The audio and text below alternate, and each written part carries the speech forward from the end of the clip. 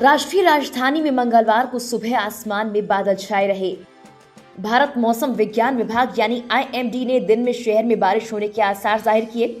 IMD के मुताबिक 26 जनवरी को गणतंत्र दिवस के मौके पर भी राष्ट्रीय राजधानी में बादल छाए रहने और हल्की बारिश होने का अनुमान है।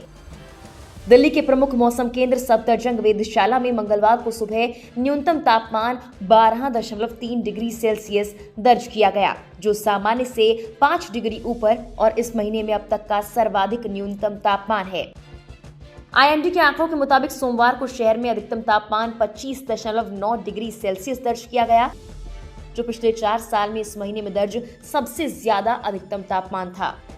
विभाग ने आसमान में छाए बादलों को रात में ठंड में कमी के लिए जिम्मेदार ठहराया। उनके मुताबिक बादल दिन में गर्मी को रोक लेते हैं, जिससे रात का तापमान सामान्य से ऊपर रहता है।